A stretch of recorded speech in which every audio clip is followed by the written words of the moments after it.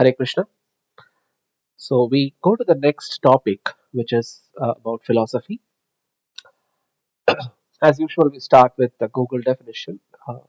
What Google says is philosophy is the study of the fundamental nature of knowledge, reality, and existence, especially when considered as an academic discipline. It also says philosophy is a theory or attitude that acts as a guiding principle for behavior. Philosophy is the study of fundamental questions about existence, knowledge, values, reason, mind, and language. It's a way of thinking critically and deeply about the world and our place in it. At its core, philosophy asks questions like what is reality? What is the meaning of life? What is truth? How should we live? So, before we proceed further, let's try to understand what we just read.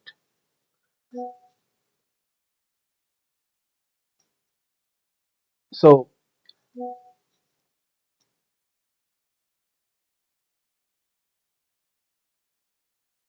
the study of the fundamental nature of knowledge, reality, and existence. So, there is we discussed in the last lecture about religion, and in the going forward, we will also discuss about what is spirituality.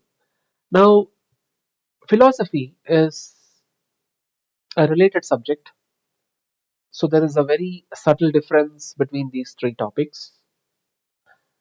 Uh, so, nature of knowledge itself, fundamental nature of knowledge. So, knowledge, if you take that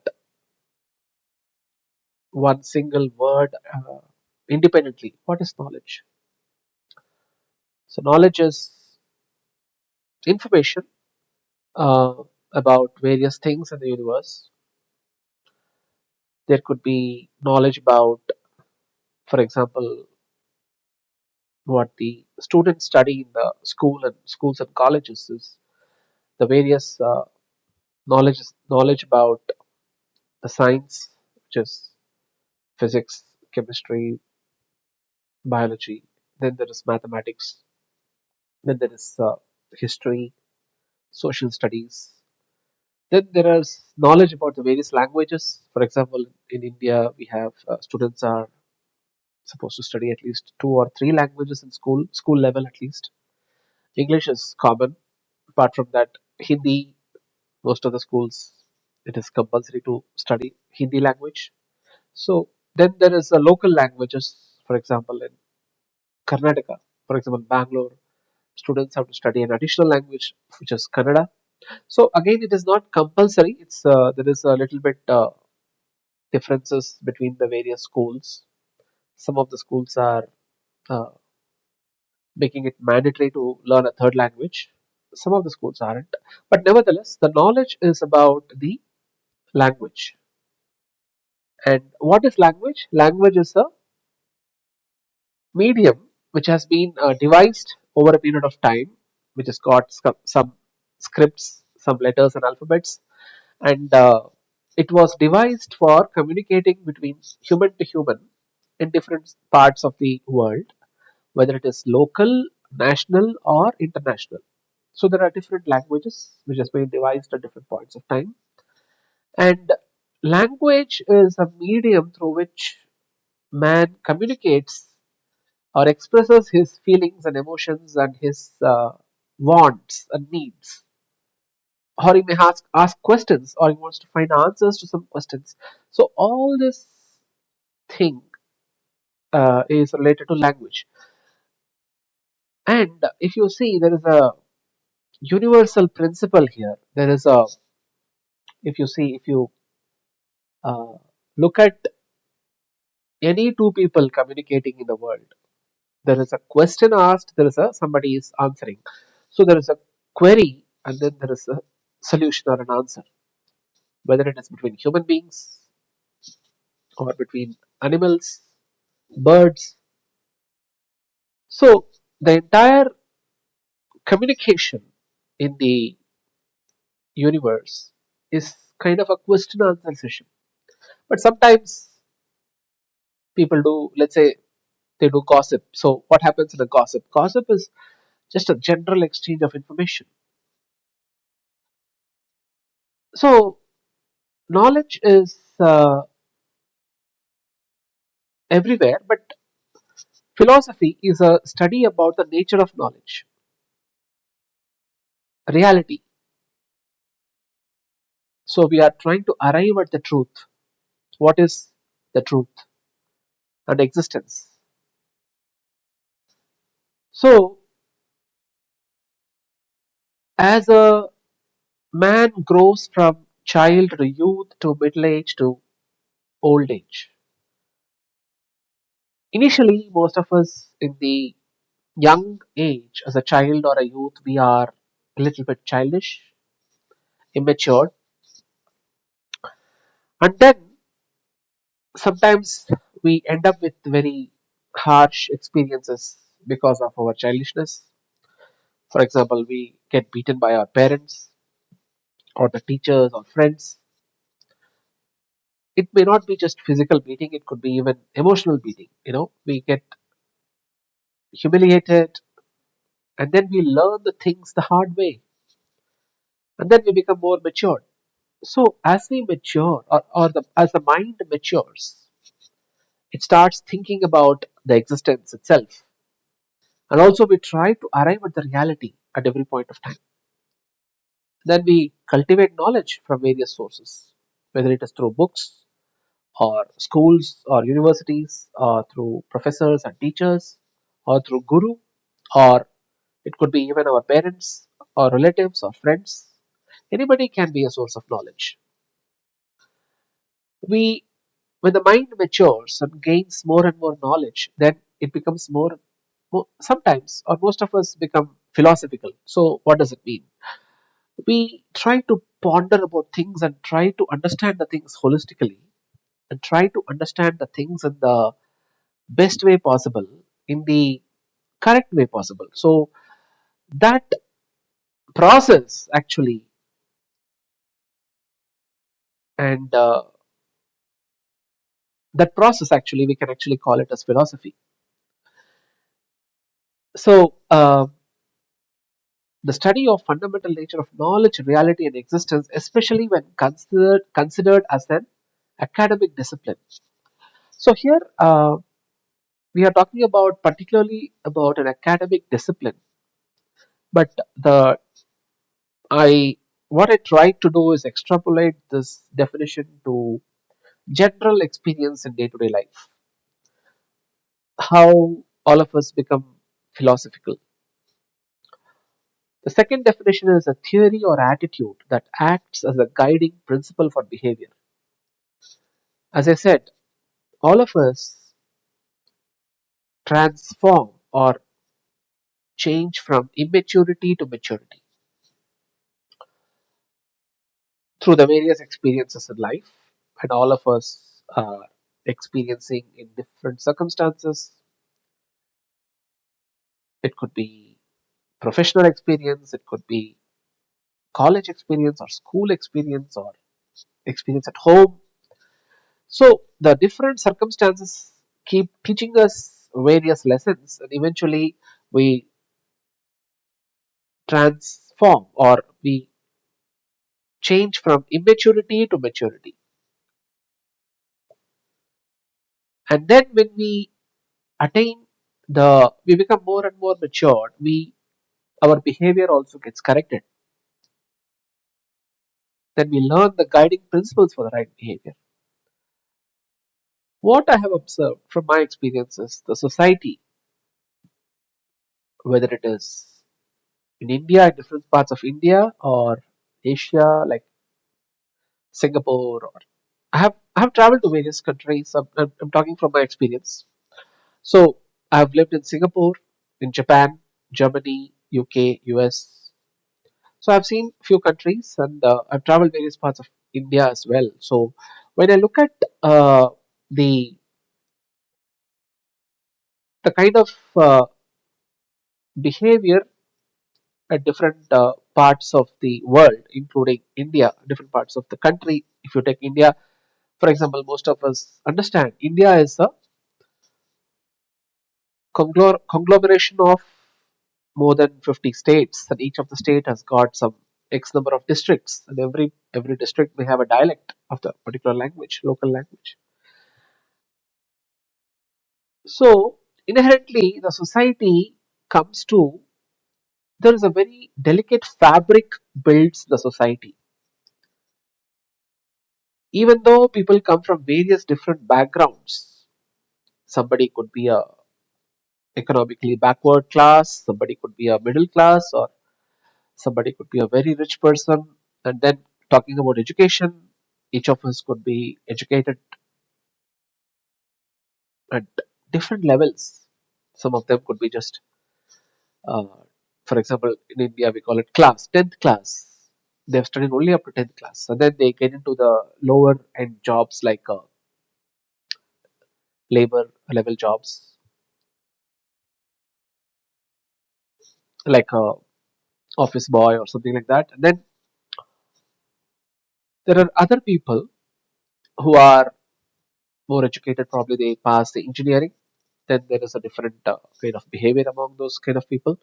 Then there are other people who are probably they do really well from a good pass out from a very good university, and then they do professionally very well. Then they rise up the ladder, the management ladder. They are really in the leadership roles.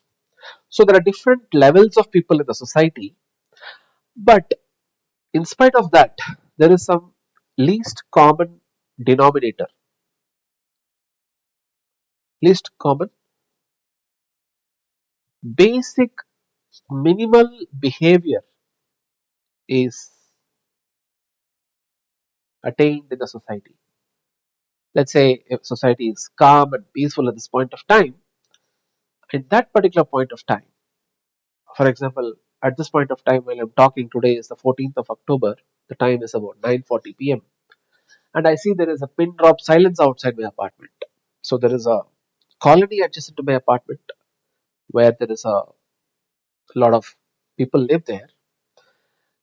It's a different kind of colony, and then there is a different gated communities. So there are different categories and kinds of people living in this colony, in the gated communities. But there is a pin drop silence, and then there is a main road about 100 meters from my house. A lot of vehicles are moving, and then everything seems to be peacefully happening right now in Bangalore, around my house at least. So the what exactly is happening? That means there is a equilibrium right now. Everybody is peacefully going about their duties. So that behavior within the society is a very delicate behavior, and sometimes this delicate fabric of the society behavior in the society gets disturbed when there is, for example, corruption in the government or this protest, and or there is a anarchy. There's people are not happy with the ruling of the government. Then there is a rebellion, stuff like that. But here we're talking about ideal behavior. In a default scenario, what kind of behavior is expected, irrespective of there is a contrasting people in the society. Some of them are uneducated. For example, in India, right now, let's say in this part of the society where I live, most of the families, one member is the earning member. There could be children who are studying, but then the wife or the female member of the family, even though she might be educated, still she would have sacrificed her career for the sake of running the family from home. So her responsibility would be like mostly revolving around the kitchen and doing other chores of the house, household chores.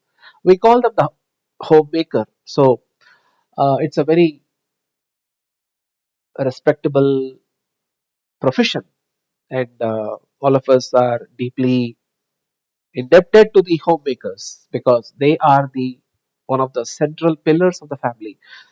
So there are different kinds of people in the society, in the different families, and then we arrive at a default state of equilibrium irrespective of the contrasting natures.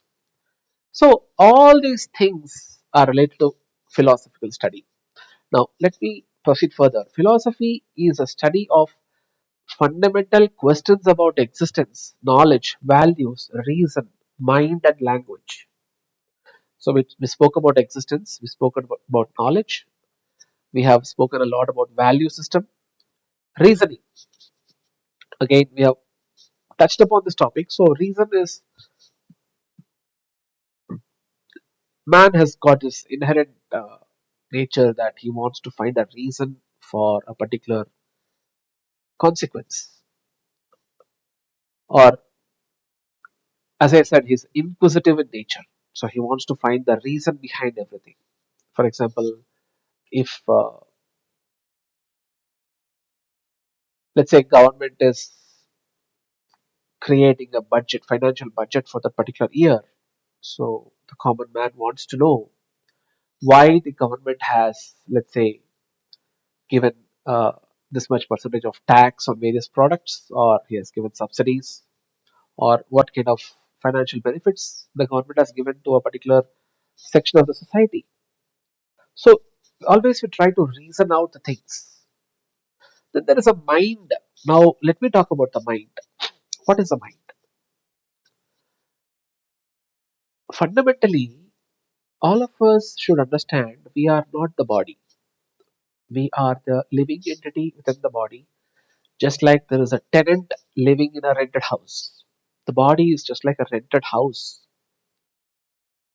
Now, this core living entity within the body is a spark, which we call soul, or in Urdu we call it ruh, or in English we call it, in Sanskrit we call it atma. This soul. Now, we have to understand the nature of the soul here. For this, we have to deeply study the sacred scriptures. I come from a philosophical background. If you, uh, I'll talk about more about myself later, but just give a brief introduction. So I got introduced to a philosophy called, or a study, spiritual study called the Krishna consciousness at a college in the Rajasthan, which is Birla Institute of Technology and Sciences, at a place called Pilani. So this place, there was a assistant professor, Professor Lakshmikant Behra. He had a three-bedroom house, which is his staff quarters, that he had converted into a temple. And I went to do the masters, my masters there in computer science, and I got introduced to this particular philosophy called Krishna consciousness. And it has, I would say, it has transformed my life a lot from 1996 onwards. It has helped me find answers to a lot of my questions which I had in my mind. I At that point of time I was kind of confused personality, one could say. I didn't know the real cause of happiness. I didn't know how to be happy. Somewhere I had lost the purpose of life as well. So I found a lot of answers to my questions, and then I continued to follow some of those practices. I'm not a initiated devotee to ISKCON. ISKCON is the name of the organization, but I'm not an initiated devotee. But I try to follow some of the teachings of the founder of ISKCON, Swami Srila Prabhupada. At the same time, I have read a lot of scriptures about, for example, Sri Kanchi Acharya, Chandrasekhara Saraswati Swami, who is many of the Tamilians believe he was a living god when he was living on this planet. He lived up to exactly 100 years. Then he comes in the line of Sripada Shankaracharya, which is the uh, Rudra Sampradaya. So there were, what I understood is, see, all this knowledge what I gained in spirituality or philosophy is thanks to my endeavor, which got introduced to me in 1996 at BITS Pilani, and now we are in 2025. So it was almost 29 years ago. So in these 29 years, I have, wherever I traveled in the world, I tried to find a ISKCON temple nearby. The best thing which attracted me to a temple is the the holy food there, which we call the prasadam. So that tasted like nectarian and out of the world experience. So that actually is what I believe is causes a transformation in the consciousness.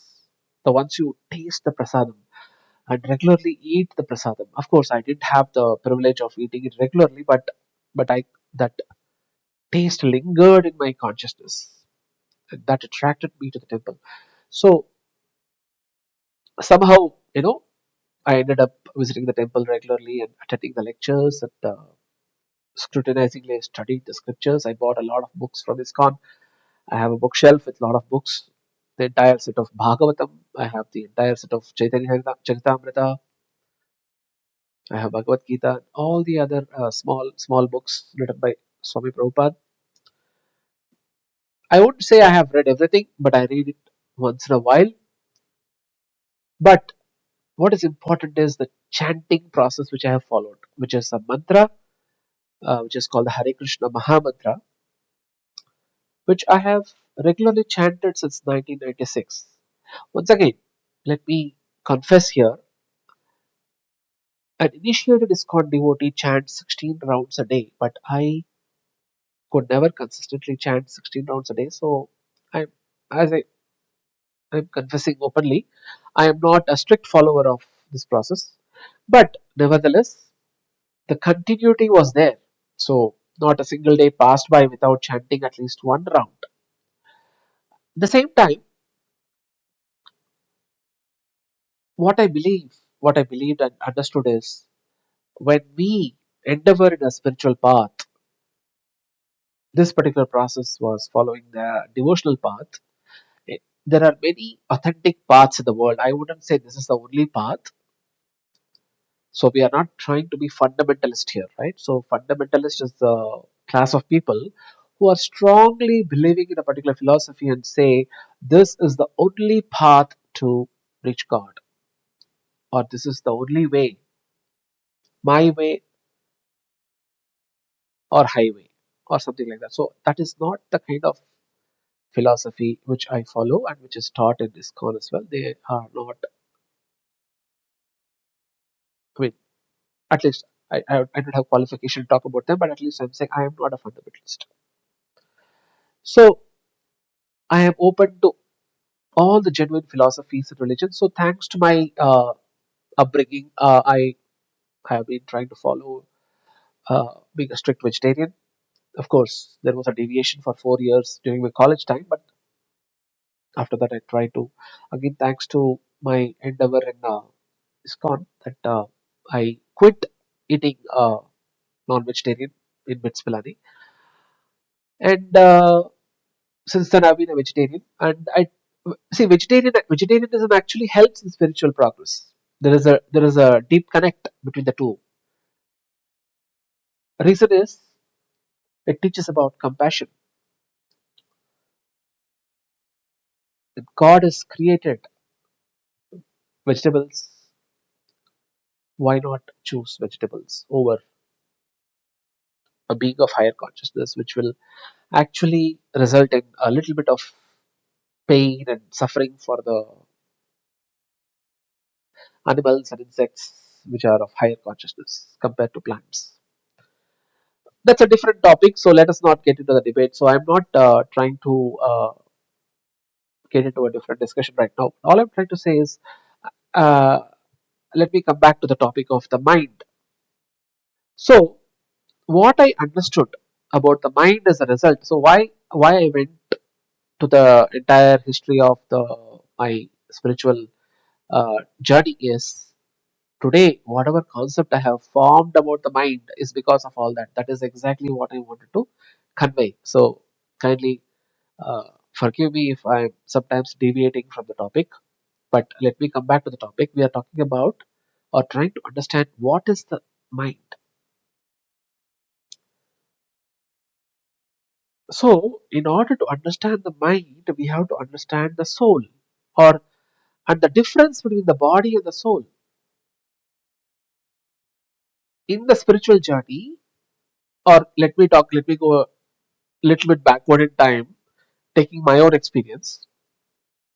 Before I started Krishna consciousness or spiritual journey, let's say I go back to 1991 or maybe the 80s when I was studying in school. I used to I used to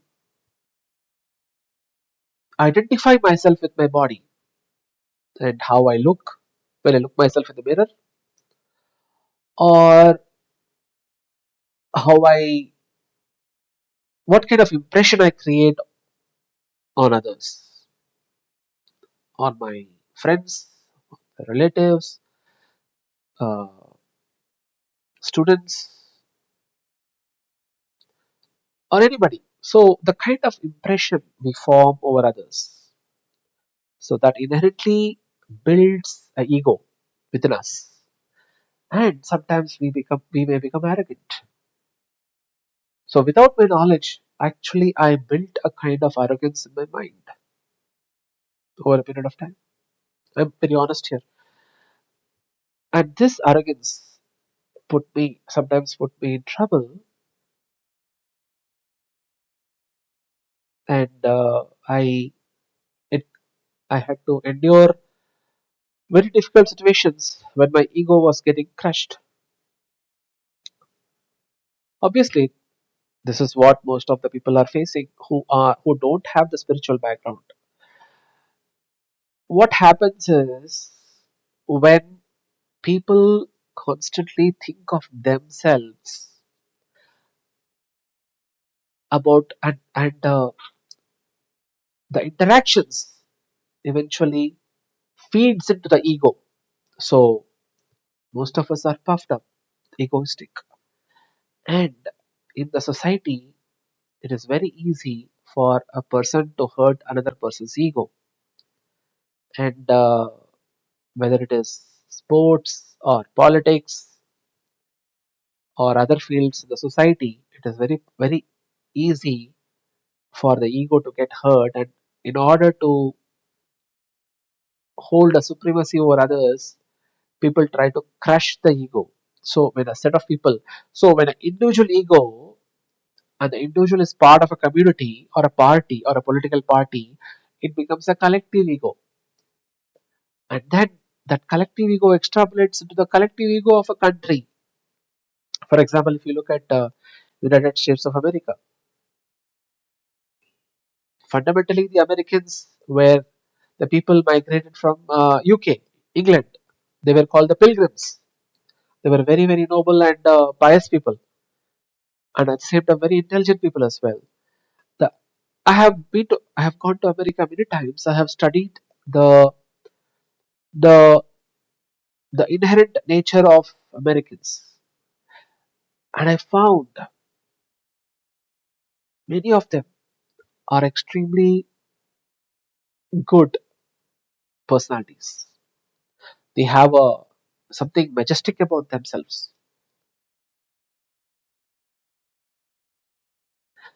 And again, how did I come to this particular perspective? Thanks to my spiritual background. I try to see the positive in everybody. So, especially talking about Americans, I found a lot of people had a very majestic personality. They had a they were tall and handsome and beautiful or beautiful, and they had a great uh, qualities. intelligent. But if you look at America as a country, especially the way the political parties have developed an administration over the decades, and they have built a huge arsenal, and they are the most powerful army in the world. They have the greatest number of nuclear weapons, for example, and all these things have resulted, and the kind of the way the politics is developed, we can see America is dominating, trying to dominate over the world. What is the reason? The reason is the collective ego. So, coming back to the topic of the mind, uh, let me summarize like this. So, we spoke about the soul or the Atma within the body. This Atma is within the body, right? So, body is like an instrument. And what are the facilities of that instrument? It has got the five senses. Through eyes, it can see the outside world. Through ears, it can hear. Through the nose, it breathes because the oxygen is needed for the functioning of the body. Through the skin, it can feel, touch. So we have the five senses, right? Eyes, nose, ears, mouth. Through the mouth, it has to consume the food. It's a fuel for the body. It's a touch, it's a feeling or expression. So these are all the functions of the body, which is like the window to the outside world. What's happening here? The body is functioning like a computer. The stimuli, the external stimuli which comes into the body is through the senses. Then the body has got a brain. The brain processes it, and there is a metadata which is created out of it, which is called intelligence. So what is happening here? Because the soul is within the body, because the Atma is within the body, actually the body is getting the intelligence for all the functions within the body. And what is the brain? The brain is like a computer, but all this is sitting on a platform called the mind. So if you draw concentric circles, in the center is a dot, which is the soul. Around the soul, there is the senses, and the information which is gathered through the senses, or let me say before that, before the senses, there's a mind. Around the soul, there's a mind, and the mind itself is a consciousness. So there is senses in the body, and all the information is gathered, and intelligence is formed in the mind. So once there is a lot of intelligence is formed in the mind, there is a ego which is created. If you combine all these things, the soul plus senses plus mind plus ego plus intelligence, it creates a level of consciousness. And if you take the timeline for each of us, the exact date and time and place where we were born, till now, wherever we have traveled, let's say we chart the graph, we have traveled to various places on the world every day, and what we have done. So, the collective result of all those activities, all those experiences, result in a particular information or intelligence being created in our mind and the level of consciousness. So, that is the reason each entity, each of us, have traveled a different path or a different journey, have different experiences, and we have different backlog, which is karma, and also the different reactions based on the karma which we have done every moment from the time of birth till now. All this related to collective consciousness, but the state of collective consciousness is different from person to person. Obviously, right? It has to be different because all the factors are different. Time is different, experience is different, intelligence which is gathered is different. For example, uh, not everybody is able to focus with great amount of attention or intelligence while studying the books. So, with whatever amount of hard work and sincerity we study a book and gain the knowledge, that level of knowledge could be different from person to person. So, all this is happening within the mind. The study of the mind, the study of the value system, study of the knowledge, languages, existence, these are all part of philosophy. So let me read it further. So it's a way of thinking critically and deeply about the world and our place in it. So we have already covered all these things. At its core, philosophy asks questions like what is reality? What is the meaning of life? What is truth? How should we live? Okay. So we have touched upon all this. We have touched upon all this, the answers to all these questions already in depth. So let me proceed further. Philosophy is divided into different branches such as metaphysics, the study of reality, existence, and the nature of things. So we're talking about materialistic things here, okay? Metaphysics, about the nature of the things, or the what is how the things came into existence, etc. Then there is a topic called epistemology. It is a study of knowledge, how we know what we know. So we go deeper into the reasoning why we got a particular knowledge. So if you look at it from a spiritual angle, already I mentioned in the last lecture as well, even in this lecture, that there is a connection between us and God. If you assume that God is the source of all knowledge, the reservoir of all happiness and knowledge, then obviously we are deriving that happiness and knowledge from Him. This is what all the religions talk about. How it happens? It's a mystery, right? Because nobody has seen God, or at least we believe that nobody has seen God. Nobody knows who is God, but we believe there is somebody called God.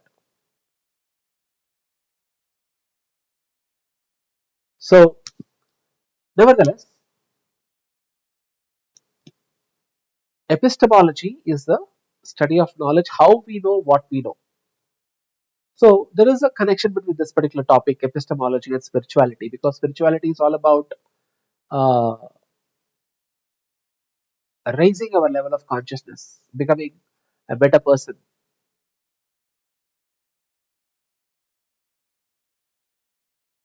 And here, if you inherently, the entity of God is brought into the discussion, because without talking about God, we cannot talk about spirituality. But then again, if you talk about religion, that's a different subject altogether, because there could be a lot of differences between one religion to another.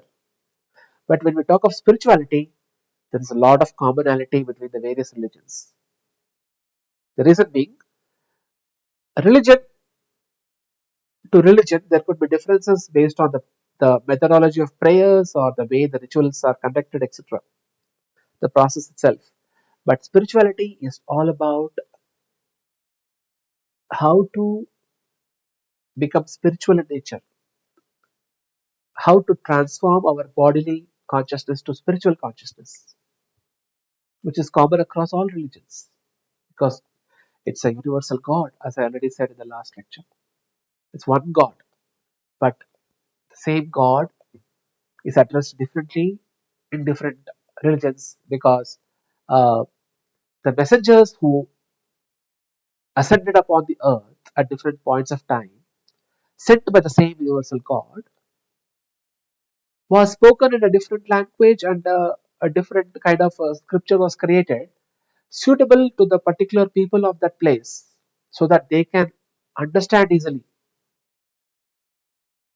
Uh, an analogy is given. For example, a third class child studying in the third form or third class will not be able to understand algebra or coordinate geometry.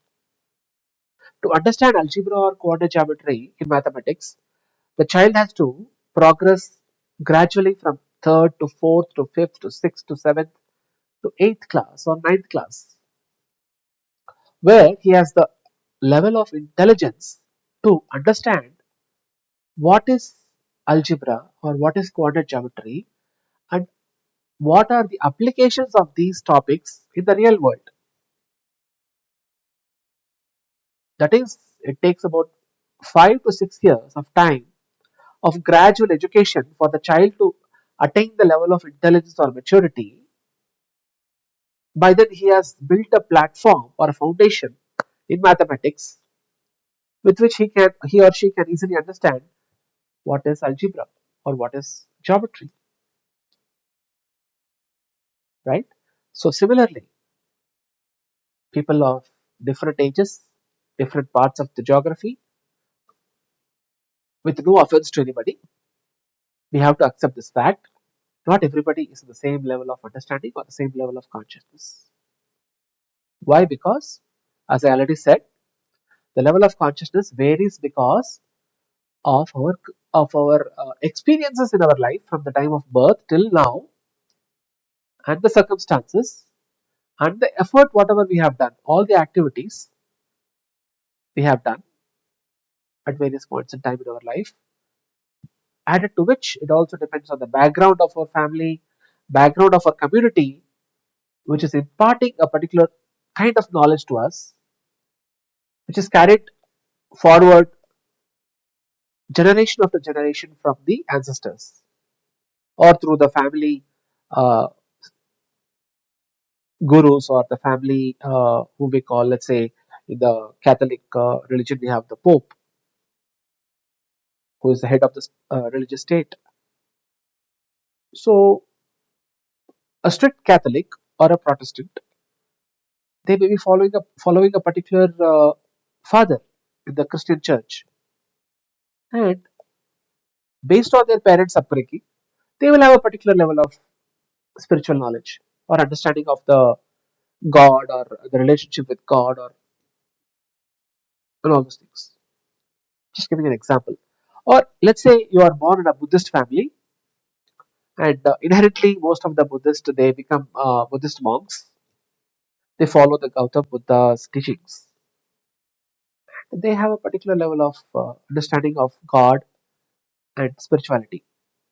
Likewise, even in Hinduism, there are various kinds of teachers and followers, and based on the endeavor in a particular family or a particular life of a person, he attains a level of consciousness.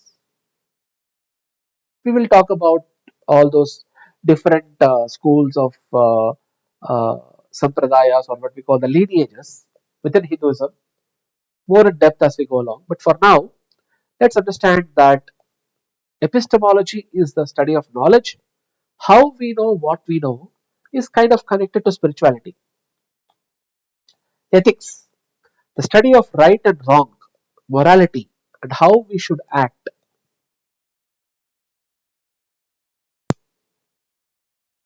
So, ethics, what is right and what is wrong, morality, how we should act.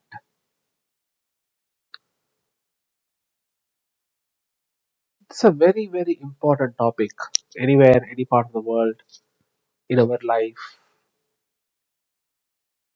So, we should understand God holistically in case if you look at holistically because I have deeply tried to understand about the nature of God. based on the various sources.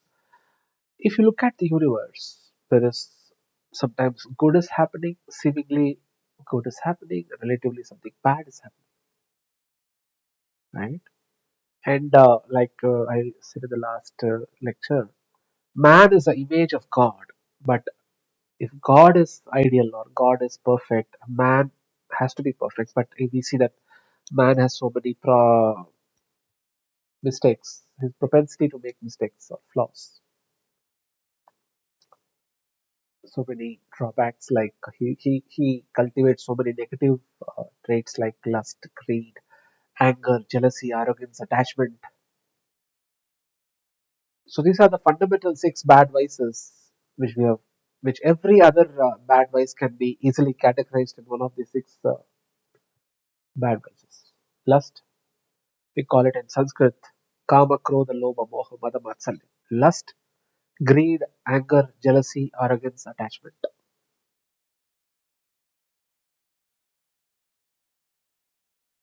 So, and again it is said that all the remaining five bad vices is fundamentally coming from lust alone. And lust we can define as desire, desire to enjoy.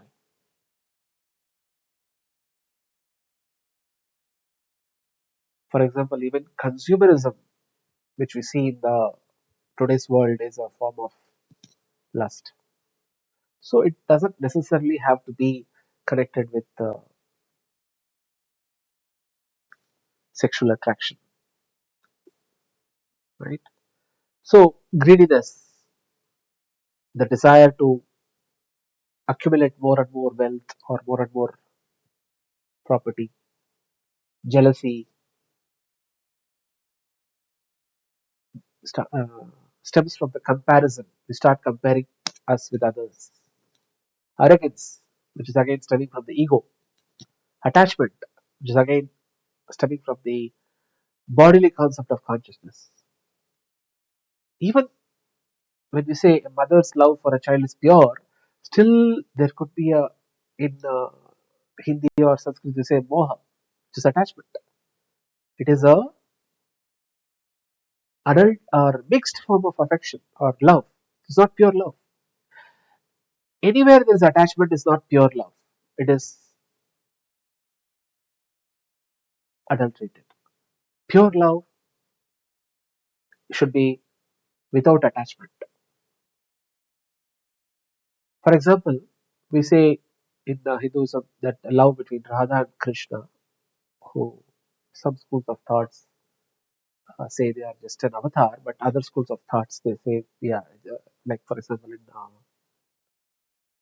Vaishnava Sampradaya, like ISKCON, where I come from, we say Krishna is the supreme god and Radharani is the mother goddess. But anyway, nevertheless, they were humans, so let's consider their role as what kind of character they played on the when they were on the Earth planet.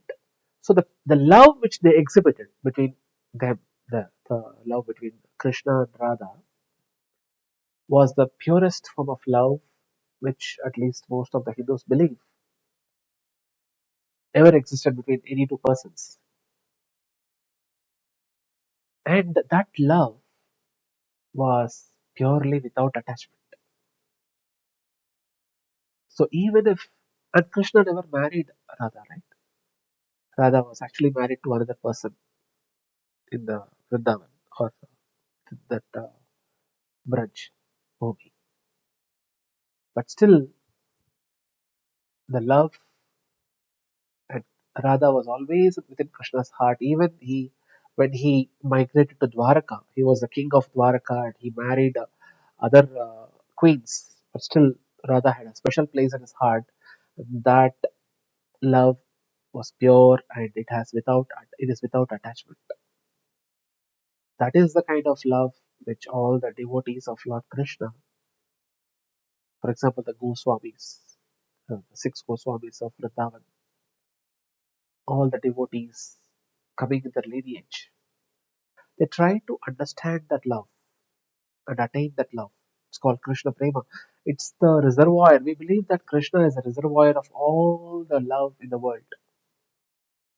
That love is without attachment. how to attain that love, how to attain that experience. It is not possible theoretically. It has to happen by the mercy of God Himself. But there is a process prescribed, which one strictly follows. Definitely, one can attain. If not within a week, at least within a month or 6 months or 1 year, definitely one can attain that experience of detached love. It's very, very pure and pristine, and it is very blissful. And it is said there are three kinds of transcendentalists: a person who follows knowledge is a jnani, who follows meditation as a yogi, and who follows the path of devotion as a bhakta. And this pristine love which we're talking about without attachment, this love could not be experienced even by a yogi. He has to follow the authentic process of bhakti or devotion to understand that love. I'll stop here because it's a very big subject of discussion. I don't want to get into it right now. But let's coming back to the ethics. Why God created right and wrong? What is right? What is wrong? So that means, is God good or bad? Why did He create the seemingly evil things in the world, like lust, greed, anger, jealousy, arrogance, attachment? If God has created everything in the world, He has also created the six bad vices, right? Logically speaking, yes. Then how can God be considered good? Well, for that, we have to understand the greatness of God. For example, in the prayer, one of the prayer in the Muslim religion, we hear in the mosques or anywhere in the world, which says Allahu Akbar. Allah is a name of God, the same God. We are addressing the same Krishna as Allah, or the same God or Krishna or Allah. We are addressing as God in Christianity or other religions. Buddhism has a different concept of God. We'll not get into that right now because that needs a more detailed discussion. But if you define God,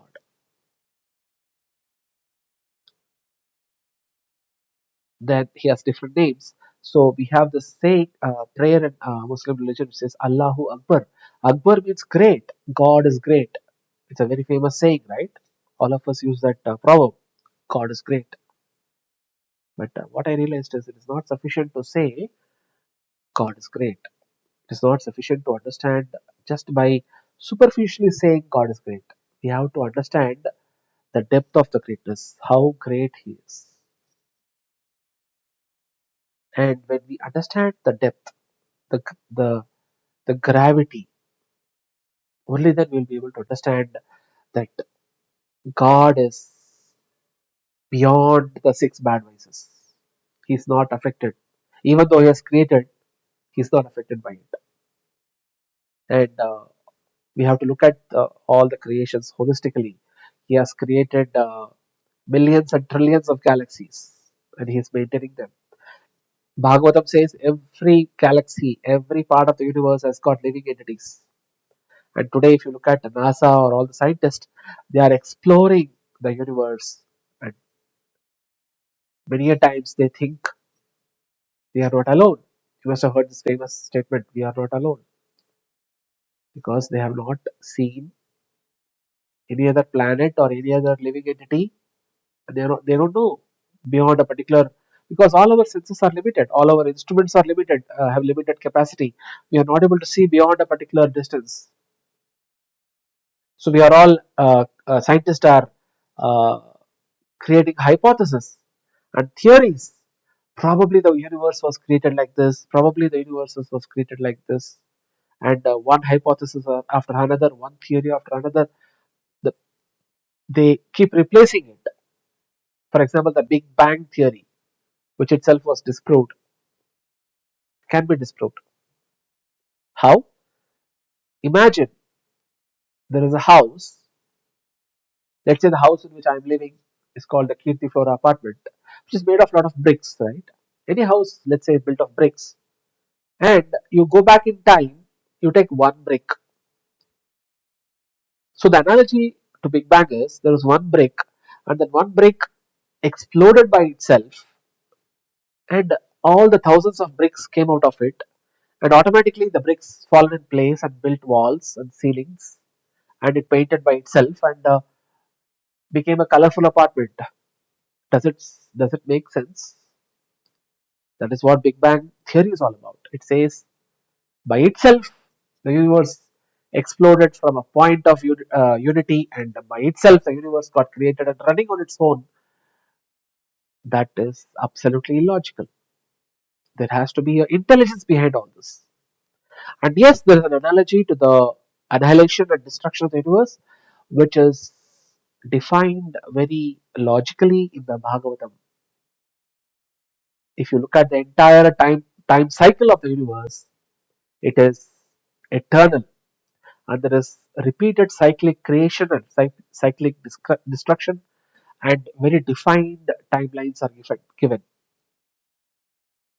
That's again a deep subject if you go deep into it, which I don't want to get it right now, but I want to say that God is eternally good, but even the evil, what the other religions may call as Satan or Shaitan in Hindi, is also created by God, but that is a relative entity. So,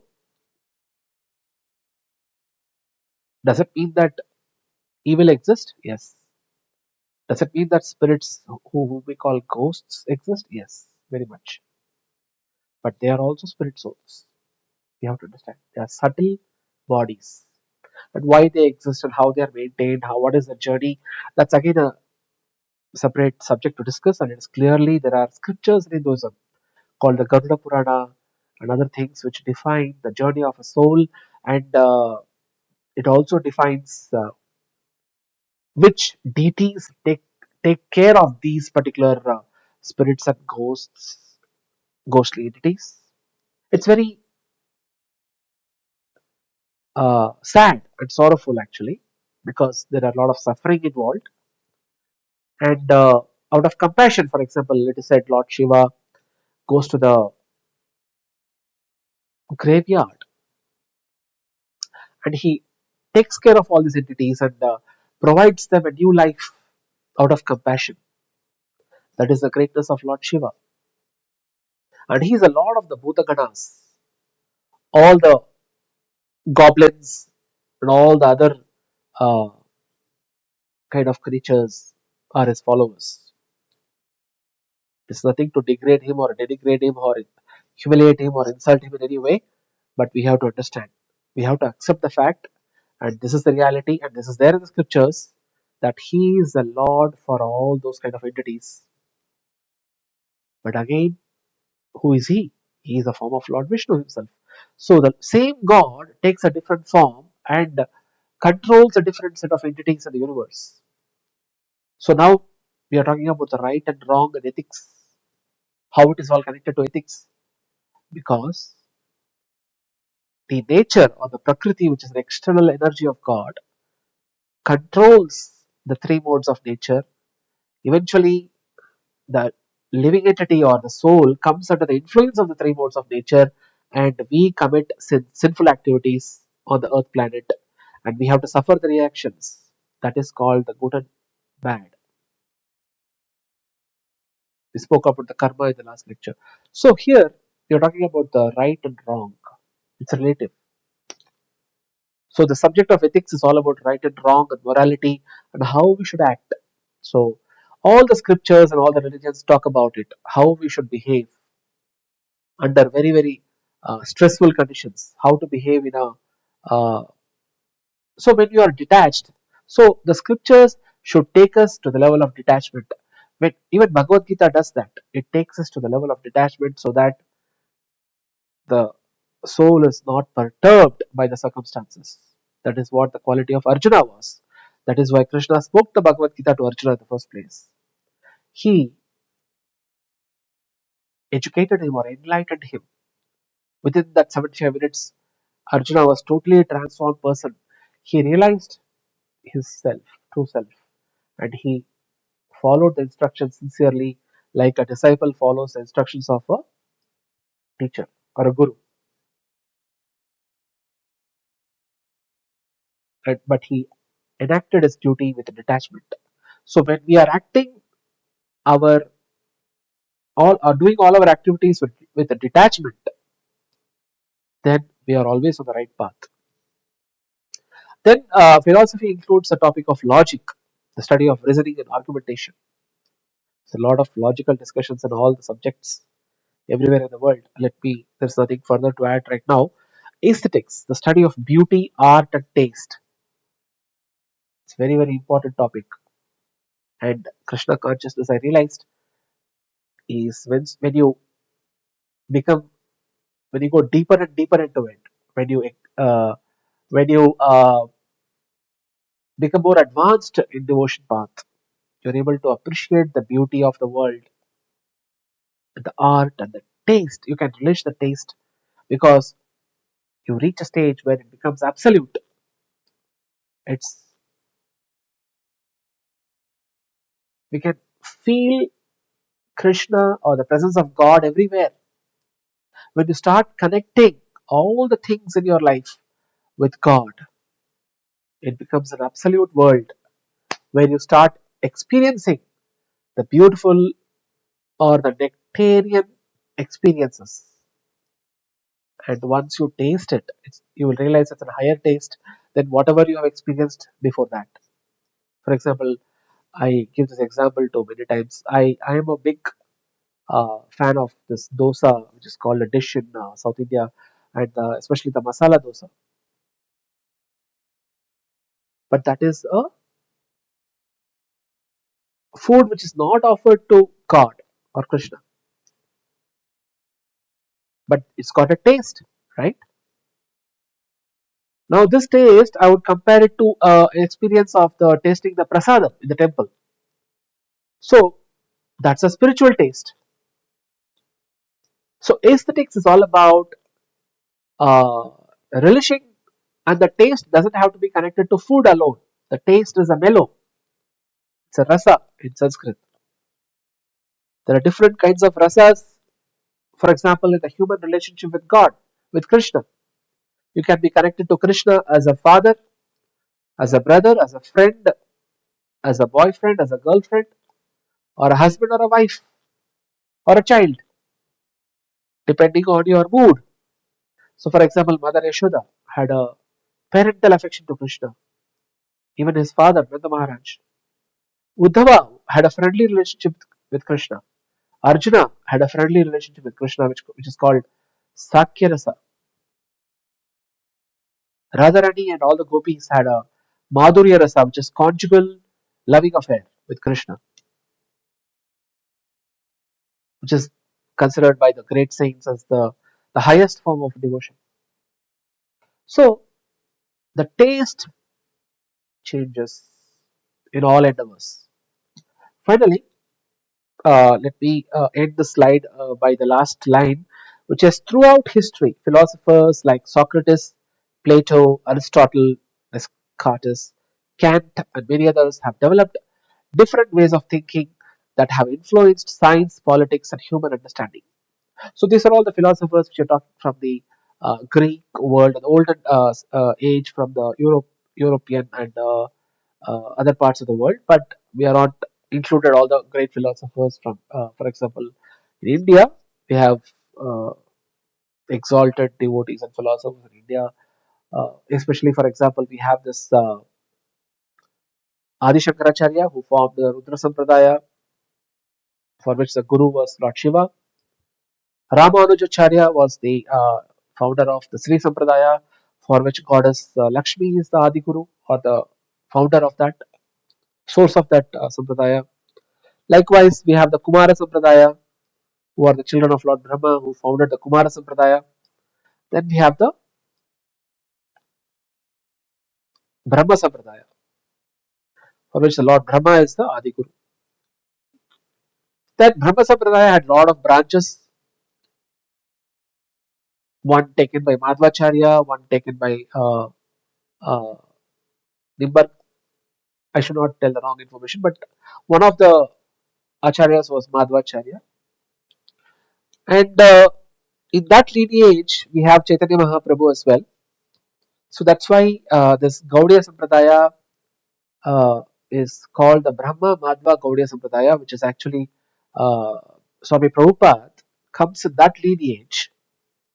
He founded the ISKCON. So ISKCON organization is actually coming in the Brahma Sampradaya, Brahma Madhva Gaudiya Sampradaya. Now these four sampradayas for which Brahma, Shiva, Lakshmi and uh, Kumaras. So these were the founders of the four authentic sampradayas, and all the lineages coming in the sampradayas were considered authentic by us. This is just a small glimpse into Hinduism. Likewise, there could be authentic sampradayas in Buddhism or Christianity or Islam. I don't have a deep understanding in the other religions, but I'll try to touch upon wherever possible. With this, I will end the slide. We'll continue with the next lecture. Thank you.